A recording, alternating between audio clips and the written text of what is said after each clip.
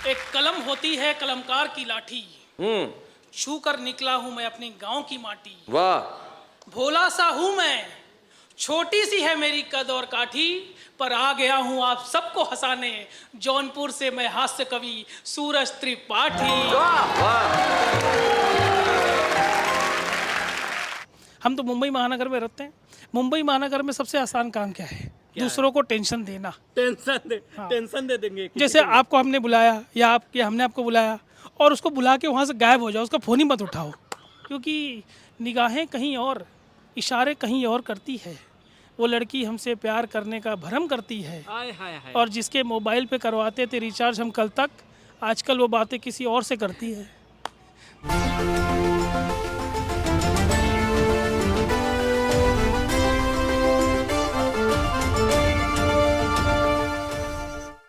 इस वक्त मेरी मौजूदगी मुंबई में है।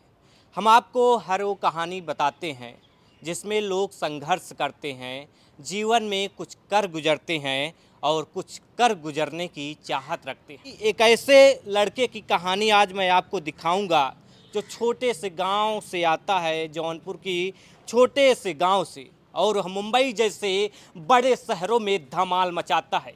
सोनी टीवी, सेमरू टीवी, ना जाने ऐसे कितने दर्जनों चैनल जिस पे वह आज धमाल मचा रहा है। चाहे हम शो की बात करें, लाफ्टर चैलेंज हो, चाहे वाह भाई वाह। हमारे साथ खास बातचीत करने के लिए वही लड़का जौनपुर का सूरज त्रिपाठी हैं, जो कॉमेडी स्टार हैं, सोशल मीडिया पे भी खूब धमाल मचा रहे हैं। सबसे पहले सूरज जी, आपका बहुत बहुत स्वागत है। बहुत बहुत धन्यवाद। आपके चैनल को, सभी दर्शकों को धन्यवाद देना चाहूँगा। और ये अच्छी बात, हमारे घर की बात है कि हमारे जौनपुर के सभी लाल हमारे आज मौजूद हैं। इसके लिए आप अपने सम्मान में भी ताली बजा सकते हैं। क्या बात है। एक लाइक कर दीजिएगा, एक कमेंट कर दीजिएगा, एक शेयर कर दीजिएगा, फिर हम आपको वीडियो में आगे ले चलते हैं। सूरज भाई, जौनपुर खया तो कोनो शेर से पहले शुरुआत करा, काहे से जौनपुर वाले ऑडियंस हवे सोचे चाहता, देखे चाहता। सूरज भाई, ऐसा कौन मुंबई में धमाल मचावत हन? देखो, धमाली बात बाकी को मिल सकता है तुमसे बेहतर, और तुमको मिल सकता है हमसे बेहतर, पर हम और तुम अगर मिल जाए तो कुछ और नहीं हो सकता इससे बेहतर। क्या बात है। कहीं प्रेमिका के लिए लाइन तो नहीं, हमारी जो गढ़ है, हमारी जो जौनपुर है, वही हमारी प्रेमिका है। अपनी मिट्टी से प्यार किया हमने, उससे बड़ा प्यार किया। अच्छा सूरज जी, आप मुंबई में रहते हैं, एक बड़ा शहर है, ये सपनों का शहर है मुंबई। हर कोई आता है, समुंदर है, जितना इसमें जो ले पाता लेता है। तो आपकी जो आप सेमरू टीवी में वाह भाई वाह और लाफ्टर चैलेंज में आपने काफ़ी धमाल मचाया, तो ये सफ़र कैसे शुरू हुआ, कैसे आपने यहाँ तक की जो जर्नी है तय की? देखिए, सफ़र भैया ऐसा है कि शुरुआत से ही लाइव शो, कवि सम्मेलन में और प्राइवेट शो में जाने की आदत थी हमारी बचपन से ही। तो जाते जाते उसमें भी हास्य का एक अनूठा, क्योंकि आप जानते हैं हम तो जौनपुरिया हैं, जौनपुरिया की बातों में हास्य होता है। तो हास्य करते करते, और दुनिया को अगर जीतना है, क्योंकि दुनिया को किसी ने तलवार से जीता, तो किसी ने भार से जीता, किसी ने सत्ता से जीता, हम तो जौनपुरिया है, हमने दुनिया को अपने हास्य से जीता। तो हास्य से हम लोगों का दिल बहलाते गए, और करते करते सोनी टीवी तक पहुँच गए हम लोग। ऑडिशन के द्वारा हम लोग गए थे, और जहाँ पे लाखों की भीड़ थी, और उसके बाद भी हमने डायरेक्टर का मन मोह लिया, और जो राइटिंग कमेटी, उनकी जो पूरी टीम थी, उन्होंने बड़ा पसंद किया, फ्लेवर पसंद किया उन्होंने शो में बुलाया, और पूरी दुनिया ने, आप लोगों ने भी कवर किया उसको, और पूरी दुनिया ने वो चीज़ देखा और पसंद किया। एक जौनपुर के लाल हैं रवि किशन, उनको भोजपुरी का बिग बी कहा जाता है, जौनपुर की धरती से आते हैं। अब ऐसे में अगला नंबर हमें लगता है सूरज त्रिपाठी कुछ धमाल करने वाले हैं, धमाल लगातार मचा भी रहे हैं। सूरज जी, मैं चाहूँगा कि मैं आगे बातचीत करूँ, उससे पहले मेरे दर्शकों को कुछ मसालेदार हो जाए। हाँ बिल्कुल, देखिए मैं सुनाता हूँ, क्योंकि देखिए आज के डेट में सबसे आसान काम क्या है भैया? हम तो मुंबई महानगर में रहते हैं। मुंबई महानगर में सबसे आसान काम क्या है? दूसरों को टेंशन देना। टेंशन दे देंगे। जैसे आपको हमने बुलाया या हमने आपको बुलाया, और उसको बुला के वहाँ से गायब हो जाओ, उसका फ़ोन ही मत उठाओ, सामने वाला पूरा दिन परेशान, भैया कहाँ गए, मुंबई बुला के कहाँ गायब हो गया आप? ठीक, इससे ज़्यादा टेंशन किसी को देना है तो आप किसी को मिस कॉल कीजिए और उसका फ़ोन ही मत उठाइए, सामने वाला फिर परेशान। इससे ज़्यादा टेंशन किसी को देना है तो किसी को फ़ोन कीजिए और इतना कहिए, अच्छा सुनो, तुमसे कुछ खास बात करनी थी, छोड़ जाने दो यार, क्या बोलूँ मैं, सामने वाला फिर परेशान। आज के दौर में परेशानी देना कहाँ कितना आसान है। हम ऑटो रिक्शा वाले से भी हम बोले भैया मुंबई जाने कितना लोगे, बोलते हमको जाना ही नहीं है। तो आप उनसे लड़ ही नहीं सकते।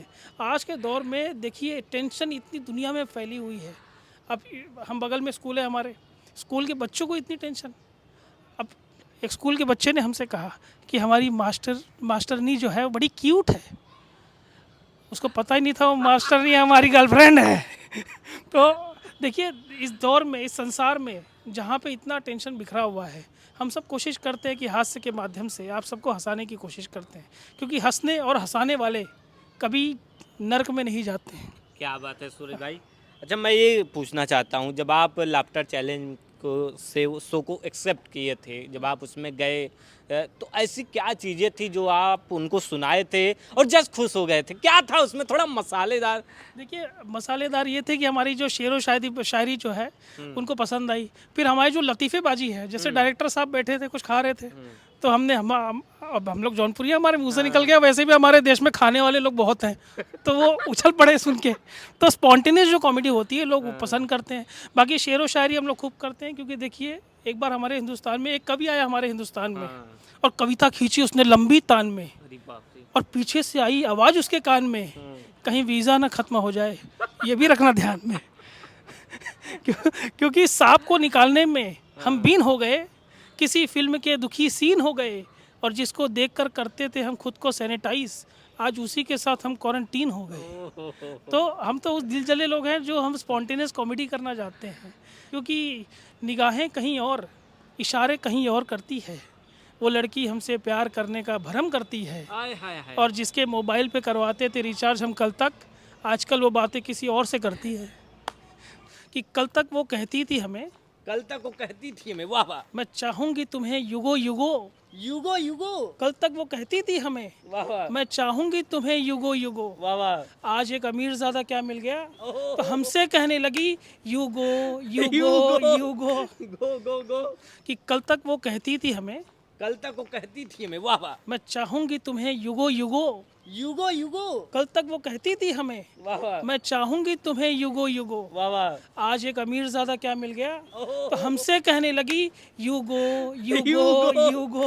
गो गो गो। तो हम तो वहाँ की शायरी लेकर आते हैं, क्योंकि अपनी बातों को मैं कुछ इस तरह भी पिरो देता हूँ। ओहो हो। प्रमोद भैया सुनिएगा और आपका दाद चाहूँगा क्या बात है, कि वाह वाह। अपनी अपनी अपनी बातों को मैं कुछ इस तरह भी पिरो देता हूँ तो पौवा पर बोतल का मजा देता वाह हूँ। वाह, मुकर्रर भाई मुकर्रर, क्योंकि सांप को निकालने में हम बीन हो गए, वाह वाह वाह वाह, किसी फिल्म के दुखी सीन हो गए, वाह वाह वाह। और जिसको देखकर करते थे हम खुद को सैनिटाइज, आहा, आज उसी के साथ हम क्वारंटीन हो गए। और ये कि क्या बात है। कोई भी हो प्यार में इजहार कर ही जाता है, हाँ। जिंदगी में एक नया किस्सा गढ़ ही जाता है, ओहो। और इसीलिए नहीं पहनते हम मंचों पर जूते, ओहो। क्योंकि कई बार सामने से जूता पड़ ही जाता है। और ये कि कुछ गड़बड़ हो तो काम में। हाँ पूरी तैयारी होनी चाहिए, हाँ। लेकिन वो सुबह का सूरज था, हाँ, देखो शाम हो गया। वाह वाह, वो सुबह का सूरज था, देखो शाम हो गया। एक लड़का दीवाना, देखो प्रिंस चाम हो गया। ओहो। और जिसको देखा करते थे हम कॉलेज के दिनों में, ओहो। आज उसको देखते ही जैसे चारों धाम हो गया। तो हम तो वो वाली कॉमेडी करते हैं, लेकिन इश्क में इतना झमेला था प्रमोद भैया, हाँ। इश्क में इतना झमेला था हमें मालूम न था। ओहो, बहुत झमेला। हाँ उसकी बातों में इतना धुआं था, हाँ। मुझे मालूम न था। ओहो। वो तो जब उसके कांधों पे सिर रख के बैठे हैं हम, उसकी बालों में इतना जुआ था हमें मालूम न था। ये तना जुआ रहा लड़की की। और हम तो मर चुके थे सनम की तिरछी निगाहों पे। ओह, तिरछी निगाहों हाँ पे। तिरछी निगाह वो वाली। ओह। हाँ हम तो मर चुके थे सनम की तिरछी निगाहों पे, हमें क्या पता था सनम की निगाहें ही तिरछी हैं। तो हम तो उस क्षेत्र से आते हैं, लेकिन कभी तिरछी निगाहों वाली संयम तो ना। नहीं तिरछी निगाहों वाले से संयम पड़ा था, इसलिए वहाँ से निकली है। क्योंकि हम तो आप बीती पढ़ते हैं, दुनिया जग बीती पढ़ती है, हम तो आप बीती पढ़ते हैं। तो जो हमारे साथ हुआ हम वही घटते हैं, लेकिन यही कोशिश करते हैं कि जो हम आसपास की दुनिया में हैं उसी शेर व शायरी के माध्यम से लोगों का दिल बीतने की कोशिश करते हैं। बहुत बहुत धन्यवाद भैया आपका। अच्छा, गांव में आप कितने साल हो गया गए आपको गांव में? लगभग हमारे गांव में अगर कहें तो एक 8 साल की जर्नी हमारी, जो हम मिल नहीं पाए 8 सालों से। 8 सालों से आप गांव नहीं गए, नहीं गए यहाँ हम। पे संघर्ष कर रहे हैं। संघर्ष कर रहे हैं जी। बिल्कुल। और कोशिश है कि अब जब जाएँ तो बड़े मन से जाएँ और कार्यक्रम के बहाने ही जाएँ, लेकिन कम से कम 2-4 दिन और जितना ही मौका मिले ज़्यादा समय हम अपने लोगों को दें। क्या लगता है कि किस लिए आप गांव जाना चाहते हैं? कितना प्रेम है, कितना मोहब्बत है? अब तो आपको मुंबई जैसे शहर मिल गया, तो फिर आप गांव में क्यों जाना चाहते हैं? क्या वजह है? ये तो वही बात हो गई कि कोई अगर पूछे कि आप अपनी माँ के पास क्यों जाना चाहते हैं? यार इसका कोई डेफिनेशन ही नहीं हुआ। दुनिया में जो प्यार आपको अपने घर से, अपनी माँ से मिलता है, वो शायद ही किसी माँ से मिले आपको। देखिए, लोगों को दूसरों की सुंदरता बहुत अच्छी लगती है। आप जानते हैं ब्रिटनी स्पीयर, वहीदा रहमान बहुत खूबसूरत है भैया, परंतु ये बहुत बड़ी बात कहना चाह रहा हूँ आज के मंच से। दुनिया की कोई विदेश की जो महिला होगी, कोई माँ होगी, बहुत खूबसूरत होगी, लेकिन वो मेरी माँ से ज़्यादा खूबसूरत नहीं होगी। क्या तो बात वो है। दुनिया में कोई कितना भी खूबसूरत हो, हमारे घर से, हमारे गांव से, हमारी मिट्टी से ज़्यादा खूबसूरत नहीं हो सकता। इसलिए मैं अपनी मिट्टी में वापस जाना चाहता हूँ मैं। 8 सालों के अंतराल हो गया गांव में आपको गए, तो क्या लगता है कि आप जब गांव जाएंगे तो क्या बदली हुई कुछ चीज़ें होंगी गांव के लिए? कोई कविता, कोई शायरी? देखो, बदलता तो शहर है, मुझे पता है आज भी गांव मेरा वैसे ही का वैसे ही होगा, क्योंकि जब हमने जन्म लिया था जिस हिसाब से मेरा गांव था, आज वो गांव वही है। और वो गांव इसलिए क्योंकि अब तक बदला नहीं। और गांव के लोगों में, शहर के लोगों में फ़र्क इतना है कि वो पल पल में, हम यहाँ के पल पल में बदल जाते हैं और वहाँ हर पल में नहीं बदलते हैं। इसलिए हम गांव जाना चाहते हैं, क्योंकि जो हमारी गांव की मिट्टी है, गांव की जो रूपरेखा है, बोली भाषा है, आपके पहनने का रंग, आपके बोलने का ढंग, उनको कोई फ़र्क नहीं पड़ता भैया कि आप लाफ्टर फेम हो या आप कितने बड़े जर्नलिस्ट क्यों ना बन जाओ। वो अपने तरीके से ही आपसे बात करेंगे, भले आपको पसंद आए कि ना आए। तो कहाँ जाते हैं? हाँ, कोनो फर्क नहीं पड़ा तो प्रधानमंत्री से मिलकर। 8 साल रहे, कहाँ रहे? हाँ कैसन रहा बम्बई? निक लागत रहा? हाँ, उनको अगर पता भी चल जाए लाफ्टर, अरे का होता है लाफ्टर फेम, उनको क्या पता लाफ्टर फेम का होता है, कोई फर्क नहीं पड़ता। अरे ठीक है यार, चैनल में जाके सारे काम के वहीं बस, और का तो कोई फर्क नहीं पड़ता। लेकिन ये जो मिट्टी है, हमारे गांव का प्यार है, अपने लोगों का प्यार है, कि आप कितनी भी बुलंदियों पर पहुंच जाएं, लेकिन एक माँ के लिए, एक परिवार के लिए, अपने बच्चों का जो स्नेह है वो कभी ख़त्म नहीं होता। तो हम क्या लगता है कि सूरज त्रिपाठी आगे क्या करने वाले हैं? क्या धमाल मचाने वाले हैं? धमाल ये कि लोगों को खूब हंसाऊंगा मैं, जैसे अब तक हंसाने, ये तो समझ लीजिए झांकी थी, पूरी पिक्चर अभी बाकी है। क्या तो बात है। अभी तो धमाल खूब होगा। अभी आपके सामने कुछ बड़े प्लेटफॉर्म्स के बीच में मैं आऊँगा, कुछ बड़े शोज़ लेकर आऊँगा। इसके अलावा कुछ फिल्मों की बात चल रही है, और 1-2 कंटिन्यूटी सीरियल की बात चल रही है हमारी, और जो हो सकता है 1-2 साल के अंदर वो भी आपको देखने मिलेगा। तो कुल मिला के जो जर्नी है, ये है कि लोगों को हंसाते रहना है, मनोरंजन करते रहना है, अपने क्षेत्र का नाम जैसे रवि भैया ने आगे किया है, उसी तरह हम लोग कोशिश करेंगे कि आगे बढ़ते रहें और अपने जौनपुर को आगे लेके जाते रहें। क्या बात, बहुत बहुत धन्यवाद सूरज जी। तो ये थी सूरज त्रिपाठी जी। आपने एक नाम सुना होगा, बहुत चर्चित नाम है रवि किशन, उनको भोजपुरी का बिग बी कहा जाता है। तो ऐसे में सूरज त्रिपाठी हैं जो लगातार बड़े बड़े मंचों पे आ रहे हैं, सिमरू चैनल पे आ रहे हैं, वाह भाई वाह।